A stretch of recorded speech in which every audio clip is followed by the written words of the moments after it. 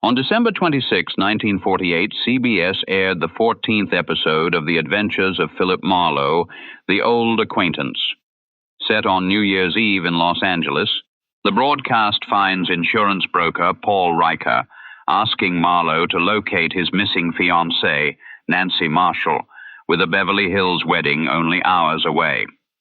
Nancy has said she is in serious trouble and that the police cannot help. A shot at Marlowe's office, a lead involving a pickup truck, and word of escaped convict Steve Doyle send the investigation across the city. Gerald Mohr plays Raymond Chandler's private detective in a script credited to Gene Levitt and Robert Mitchell. Norman Macdonnell directed and produced. Settle in for a 1948 visit with Philip Marlowe. And now, we return to the original broadcast. When it started, a girl's wedding and New Year's Eve were only 6 hours away, and I didn't think the bride-to-be would make either one of them. But that was before I ran up against the slot machine operator, the escaped convict, and above all, the old acquaintance. From the pen of Raymond Chandler, outstanding author of crime fiction, comes his most famous character as CBS presents The Adventures of Philip Marlowe.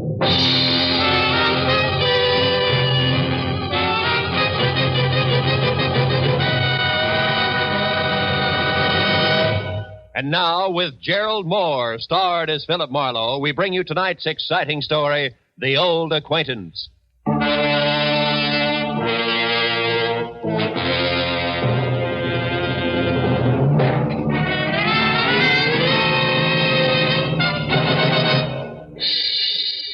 At 6 o'clock in the last evening of the year, I was sitting with my feet up on my office desk thinking of impossible New Year's resolutions and what the girl on my butcher's 1949 calendar would or would not be wearing. But at that pleasant point, there was a soft, almost apologetic knock on my office door. I said, "Come in," and saw a quiet man in quiet clothes who extended a quiet hand. He introduced himself as Paul Riker, a Beverly Hills insurance broker. But the tremor in his voice said, "Very worried client," which on New Year's Eve was something I could do without. Mr. Marlowe, you've got to find Nancy Marshall for me. Just for a springboard, Mr. Riker, who is Nancy Marshall? She's my fiancée. We were to be married at my place in Beverly Hills tonight. On New Year's Eve? Yes, you see, it was at a New Year's Eve party a year ago that we met for the first time. Oh, when'd you last hear from her? 2 hours ago.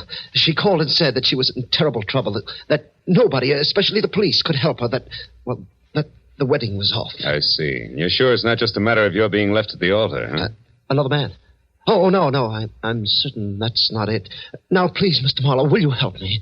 Mr. Riker, to you, New Year's Eve means wedding bells, but to me, it's something else, specifically a cozy little apartment on Wilshire Boulevard where there's a very nice girl and a couple of chilled bottles of sham... Oh, what is it, Mr. Marlowe? What's wrong? There's somebody outside. Riker, get away from that door, quick! Whoever threw those shots through the frosted glass of my office door wasn't interested in checking up on his marksmanship, because by the time I got to my feet, he was taking the stairs to the street. When I got outside, I was just in time to see him pile into a pickup truck and roar off. The best I could do was get a face full of exhaust fumes and the last 3 numbers on his license plate, which read 711. When I got back to Riker and the glass on my office floor, I found the potential groom whiter, shakier, and less quiet than at our first meeting. Marlowe, did you get him? Do you know who it was? No, I don't. Now, relax a minute, Riker, and think. Yes. Who could possibly object to you and Nancy getting married? But that's just it. There's nobody I know of, Mr. Marlowe, and I'm positive that the same is true of Nancy. All right, now tell me, where does Nancy live? In a villa at 1428 North Havenhurst Drive, number 12. Mm-hmm. But I've already been there, and she's gone. Were you inside? No, the door was locked. But, Mr. Marlowe, I thought you had specific plans for this evening. I do. But from the way things stack up right now, they've got a better chance of keeping than Nancy Marshall. Now, look, go back to your place in Beverly Hills, stay away from frosted glass windows, and wait till you hear from me. We're real lucky, Mr. Riker. It still might turn out to be a happy New Year.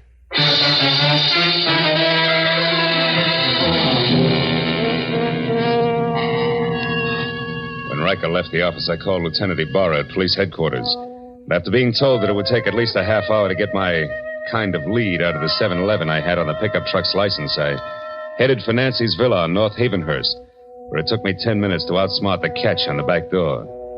Inside, except for a carelessly overturned box of old snapshots, which meant nothing to me, and a lot of half-open drawers and closets, I was no place.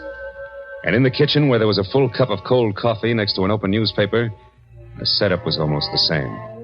But not quite. Because on the front page of the paper, there was a banner story complete with pictures that shouted the news of 3 men who had broken out of the state penitentiary that morning. And one of them, a man named Steve Doyle, had a face that I'd seen only minutes ago on one of the snapshots in the overturned box.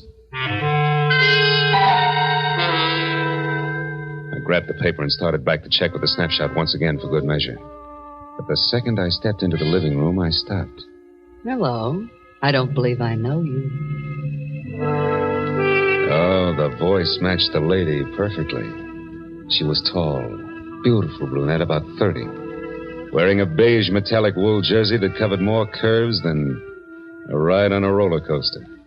But the large monogrammed A on her purse meant that this was not the woman who had planned to marry Paul Riker. I said I don't believe I know you. The name is Arthur Murray. You're late for your rumble lesson. Oh, never mind the jokes, bright boy. It's a waste of your time and mine. All right, then we'll play it very straight. Name is Philip Marlowe. I'm a private detective, and I'm working for a very worried man. Now you, what's your connection with Nancy Marshall? I'm just, shall we say, an old acquaintance? That's all. Not enough. I'll prime the pump some more. I was hired to find Nancy, who seems to be in a lot of trouble. And coincidentally in trouble on the same day that Steve Doyle breaks out of stir. Now, once more, exactly where do you fit in? I don't think I'll tell you, Mr. Marlowe. If you don't mind. Well, pearl-handled, huh? How very chic. But deadly. Now get in that closet there, Marlowe. Go on. All right. Just so we don't go through this same routine when we meet again, and we will. Who are you? Oh, you don't listen very carefully, Marlowe. I've already told you that I'm an old acquaintance. It's the season for them, remember? Now get in there and shut up.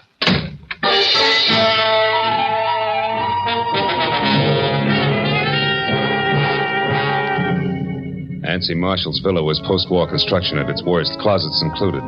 So I didn't stay tucked away with the mothballs any longer than it takes to say old acquaintance. The minute I'd kicked my way out, I went right for the telephone and my only 100% bona fide lead. The number's 711.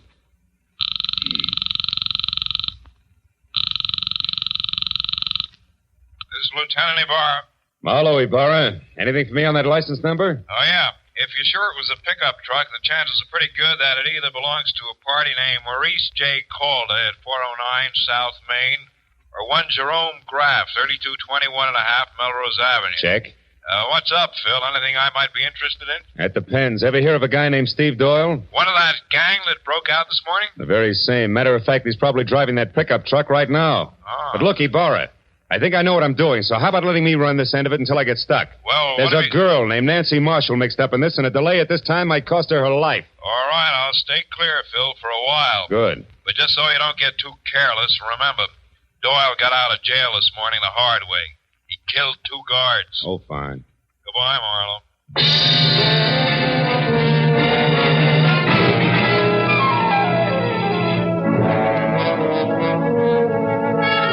When I got to 409 South Main, I knew that my first choice had to be wrong, because Maurice J. Calder turned out to be a bankrupt junkman, and his pickup truck, which was loaded with everything including the kitchen sink, had 3 flat tires and hadn't moved in a week.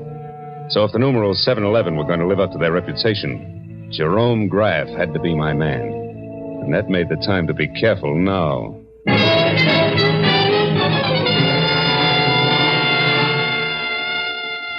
3221 and a half Melrose was a tired cottage set back about 50 weed-covered feet from the sidewalk. And from the rusted sign, Jerry Graff, mechanic, dangling at a crazy angle from a weather-beaten beam over the front door. I gathered that the place doubled as both Mr. Graff's living quarters and shop.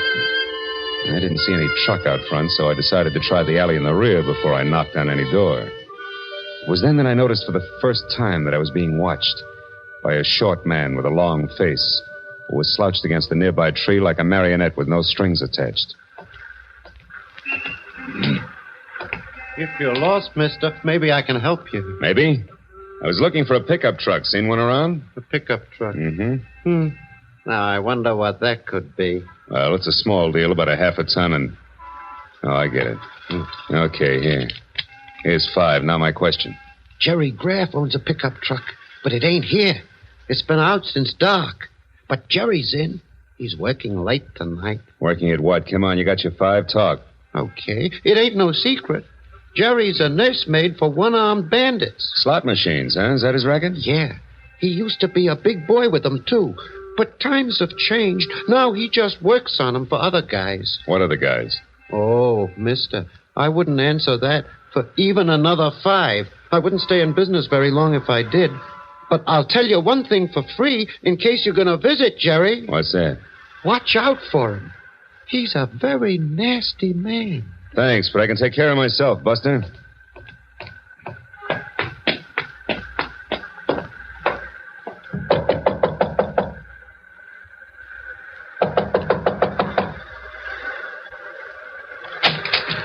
What do you want? Information. Where's your pickup truck, Graff? Somebody stole it, but he didn't leave his card. Why, what are you, a private dick? That's right, but one that works close to the law. So why don't we call the boys in blue and tell them all about it? The cops? No, wait a minute. I don't like the law pattern around here. Come on in, I'll tell you what you want to know. Let's not skip any of the details, huh? Like, for example, the name Steve Doyle? Doyle? I don't know. Well, okay, fella, you win. The story goes something like this. Want to try again? Maybe a monkey wrench will convince you. You don't throw any straight in your talk, Graff. Come on. What do you say? Do we play some more? Come on, talk. Come on. Come on. Wait on it. I'll talk. All right. I've had enough. So far, I know a girl named Nancy Marshall's in some kind of trouble because Steve Doyle broke out of the pen this morning. Now, you fill in the blanks. Oh, sure. Why not? Oh, Steve Doyle, he used to be crazy about Nancy, but she didn't go for him. Then about a year ago, a little more maybe, Steve got picked up for knocking over a grocery store. He figured he was caught because Nancy tipped the law to get him out of her hair. Now he's out to get Nancy for revenge, is that it? Yeah, that's it. And anyone who's close to her gets the same treatment. Oh, chummy. Now tell me, was Doyle here? Is he the one who's driving your pickup truck? Yeah, but it wasn't my idea. He shoved a gun in my face, said we were old friends, and asked for the keys. You know where he is now? No, but if I did, I'd keep it to myself.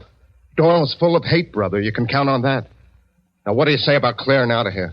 Just as soon as I find out one more thing. Now, there's another girl mixed up in this. She's a brunette with a lot of curves and the initial A.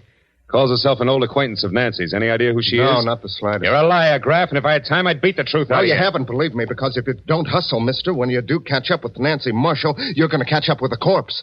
Nothing more.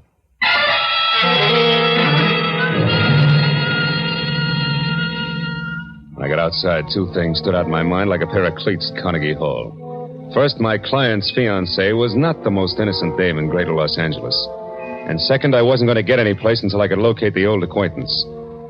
But then, just as I started for my car, the slouch who had sold me the dirty thumbnail sketch on Jerry Graff came running toward me. Hey, mister. Did everything work out all right?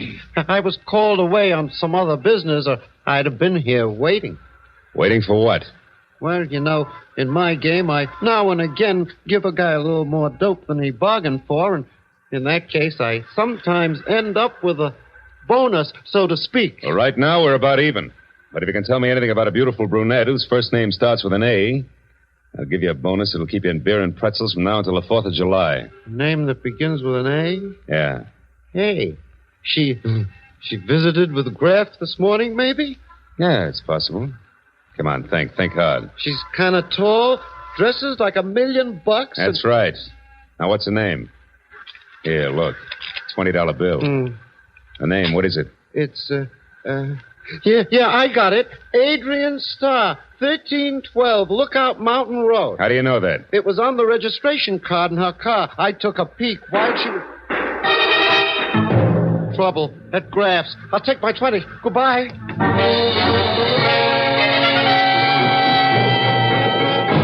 I beat it up the walk to Graff's, and when I got inside, I found exactly what I expected. Doubled up on the floor in the middle of a lot of oily machine parts and still holding his stomach with both hands was Jerome Graff, a very dead man. I started for a telephone to call Lieutenant Ybarra, but then I noticed something small and gold lying a few feet away from the body. When I picked it up, I saw it was an ornamental buckle, the kind that a lady might wear on a coat. So I decided to skip Lieutenant Ybarra for the time being and call my client instead. Hello? This is Marlowe, Riker. Oh, yes, Marlowe. What is it? What have you found out? Quite a bit.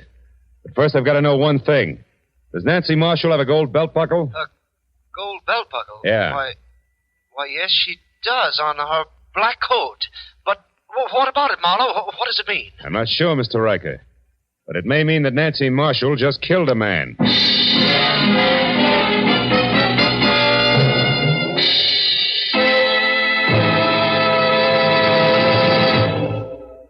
In just a moment, we will return to the second act of The Adventures of Philip Marlowe. But first, by this time, a week from tonight, Jack Benny will have made his first broadcast exclusively on the CBS network. Starting next Sunday, you'll find Jack here with Mary Livingston, Phil Harris, Rochester, Dennis Day, Don Wilson, and all the others who have made the Jack Benny Show a regular Sunday evening delight for millions of Americans. Just for fun, the Jack Benny kind of fun, make a New Year's resolution to hear the Jack Benny Show every Sunday starting a week from tonight, January 2nd, over these same CBS network stations. And now, with our star, Gerald Mohr, we return to the second act of Philip Marlowe and tonight's story, The Old Acquaintance.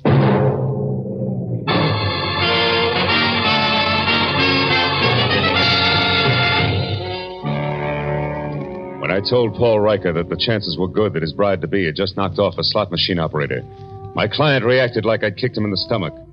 When he caught his breath again, he started telling me I was wrong and didn't stop until I hung up on him. Next thing on the agenda was I called on Lieutenant Ybarra. Lieutenant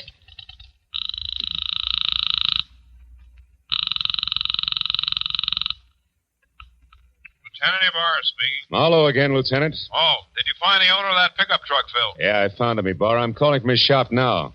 I had a talk with the guy. It was Jerry Graff. What do you mean, was Jerry Graff? Well, somebody came in here and shot him just after I left. He's dead. Dead? He knew Steve Doyle all right, but I'm pretty sure Doyle didn't kill him, Ybarra. No, then who did? Any idea, Marlowe? Well, looks very much like my client's fiancée, Nancy Marshall. I still don't know where she is or how it all fits together, but look, I got a lead on an old acquaintance of Nancy's named Adrian Starr. She lives up on Lookout Mountain Road. Yeah. Now, if you don't hear from me in, say, an hour, you might check. Number 1312, that's my next stop. Okay, just be sure it's not your last stop. Goodbye.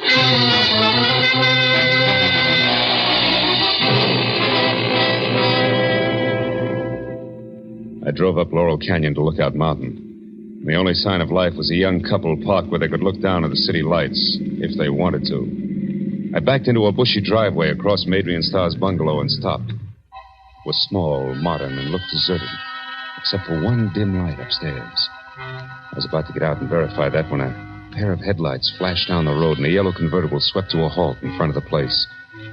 It was Adrian Starr who got out. She started up the walk toward her front door, stopped suddenly, and then ran back to her car and drove off again. I kept the yellow convertible in sight. When it turned on Havenhurst and stopped in front of Nancy Marshall's villa, I pulled up in time to see Adrian step inside and close the door. So I followed her.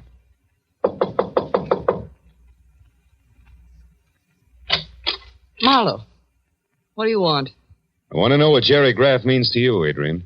I don't know any Jerry Graff, so it means nothing. Come on, stop it. You went down to his shop to see him this morning. I thought you might like to know that he's dead. Dead? Mm-hmm. The cops are hungry for anybody who so much as knew his name. Maybe I better come inside and talk it over, don't you think? Yeah, maybe better. Just a minute. Thanks.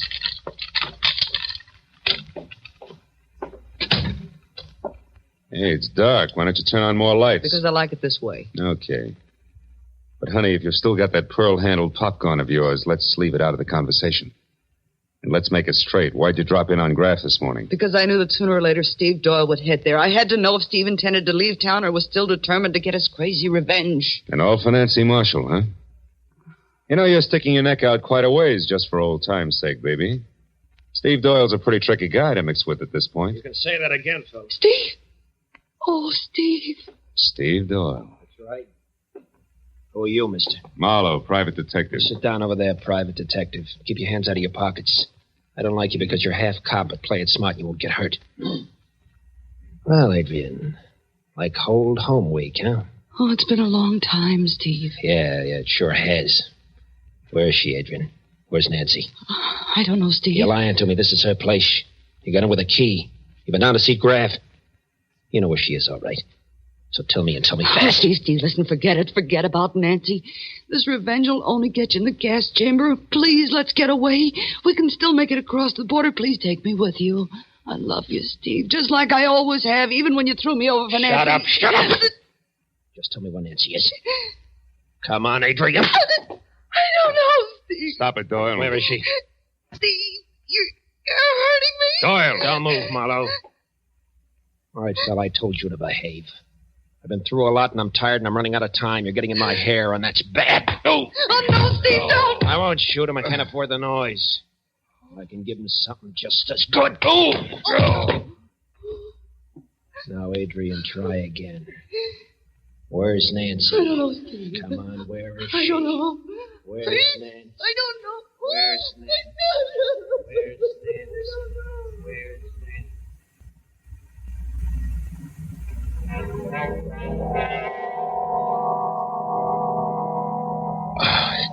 I couldn't remember where I was or how long I'd been lying there, but gradually I got the crazy idea that I was being robbed by a very unhappy crook because I was sure that somebody was crying and going through my pockets at the same time.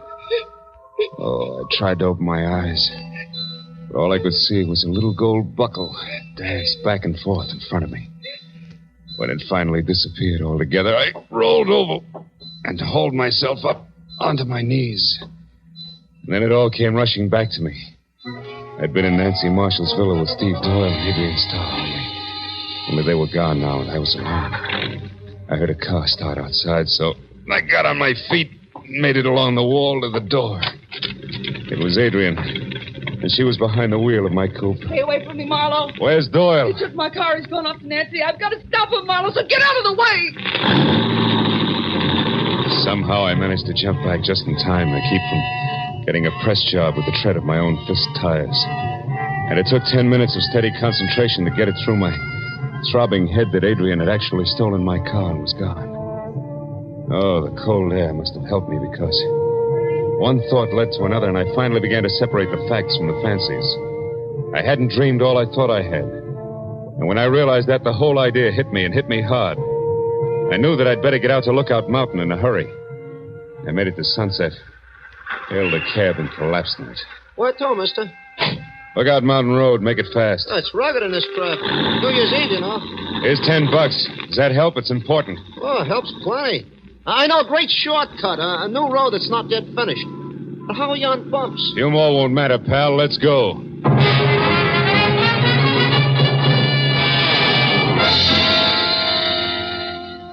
When it was over, I felt like I'd crossed the country on a pogo stick. But the cab driver was a genius, and with a shortcut, we made the distance to Lookout Mountain in less than 10 minutes. When we got near the place, I sent the cab back down the hill out of danger. Went the rest of the way on foot. As I got within sight of Adrian's bungalow, I saw Steve Doyle getting out of the yellow convertible. I ran up to the house, tried the door. It was locked. Nancy, where are you? I know you're in there, baby. I'm going to find you. I have to take this joint apart. We've got some old business to settle, remember? So have we, Doyle. Drop that gun. Stand still. Okay, sucker. You won't need that gun anymore, Doyle. Just kick it over there out of the way. Someday I'll get you for this fella. I doubt it, Steve. You're all finished, but you're too thick-headed to see it. Well, I guess it's time to relax and wait for Adrian. And we call the cops, huh? Adrian just arrived, Marlowe. Don't What? turn around or I'll kill you. Adrian. There we are, Marlowe. Toss your gun back here to me. Come on now. It's better. Oh, Steve. Steve, are you hurt bad, darling? Can you make it to the car? I'll try, Adrian. Got me on the side. It's bad. Oh, Steve, hurry, darling, hurry. I'll be with you in a minute. I'll make it okay. Well, Marlowe? Yeah. Okay, Adrian. Tell me one thing first, Marlowe. Did Steve get to Nancy? No. You killed Graff in time to shut him up, too, huh? So Steve will never know the truth, will he, Adrian? Could be it was you who crossed him and sent him to prison. You'll never find out. Not now. And you'll never realize how much I love him either. That's why I did it, Marlowe. It was the only way I could hold him for myself. And I was willing to wait. Can you understand that? Yeah. I guess I can. Too bad a love like yours has to be wasted on a guy like Steve. You'll never get away, honey. Not with him. You'll never make it. Maybe not. But if he goes out, at least I'll be with him, Marlowe, and that's the way I want it. And if you're going to do anything, Adrian, you better get it over with fast. That siren's a friend of mine. He's coming here. Adrian! Coming, Steve. You're a good guy, Marlowe, and a smart one. Just don't follow us, that's all. So long, Marlowe. Happy New Year.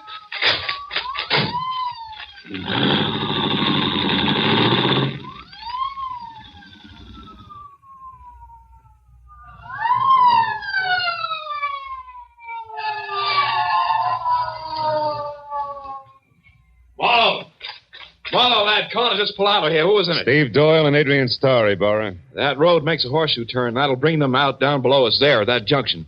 I've got one of those streets blocked, but the other one's wide open. Look, Ybarra, there they are. She's stopping at the crossroad. Yeah, they've spotted my men down there.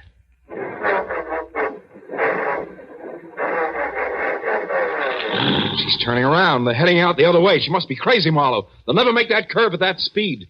They're not slowing down, Ybarra. She's heading straight for that stone wall.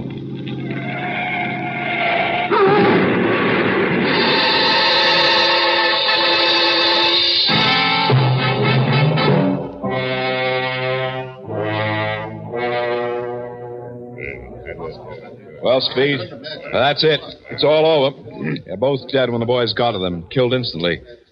By the way, how's your head feel now? Any better? I'm okay, Ybarra. Did you take care of Nancy Marshall all right? Yeah, she locked herself upstairs.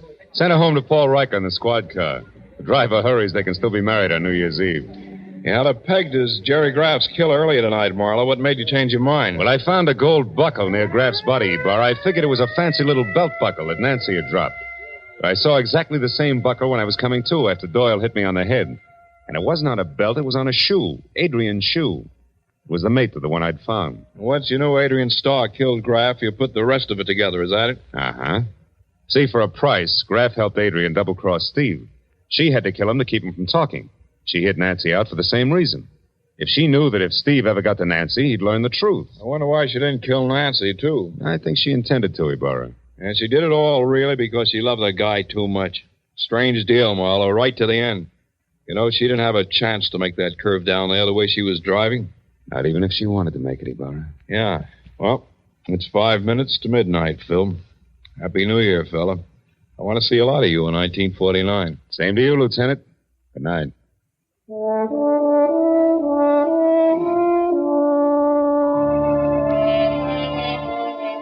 After Ybarra and the others left, I stayed up on Lookout Mountain and watched the new year come to Los Angeles. A new year. Didn't seem to change things much, at least on the surface. Somewhere down the road, a gang struck up Old Lang Syne. I thought again of Adrian Starr, a girl who loved not wisely, who had called herself an old acquaintance. Yeah, I'd never forget her. As I walked back to my car, the city was ringing out the old and ringing in the new. And I wished then that someplace on everybody's list of resolutions, they'd make room for that cup of kindness they were singing about. And then a guy could say, Happy New Year, and mean it.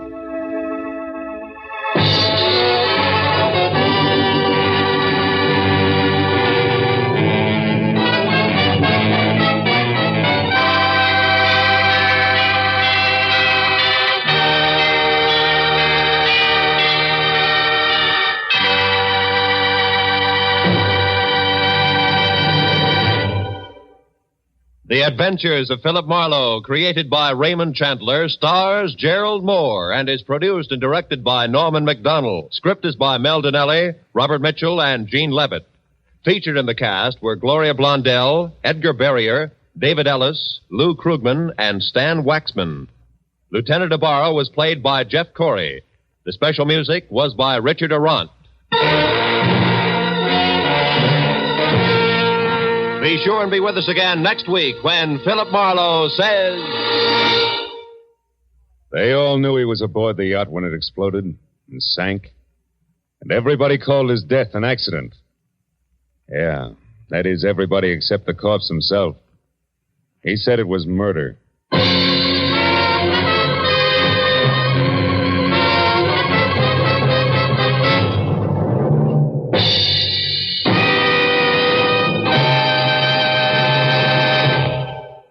An hour of wonderful, delirious comedy is still to come to you tonight on CBS. You'll soon hear Hollywood's Eve Arden starring as the unusual schoolmistress, our Miss Brooks.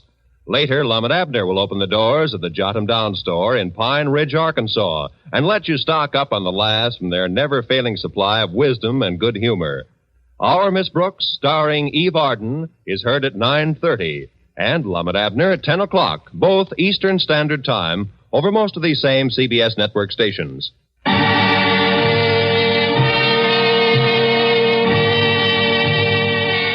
This is Roy Rowan speaking for CBS, the Columbia Broadcasting System.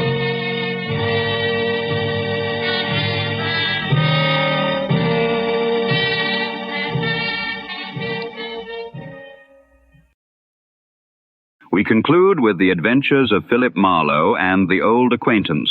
Follow The Adventures of Philip Marlowe for more classic detective broadcasts.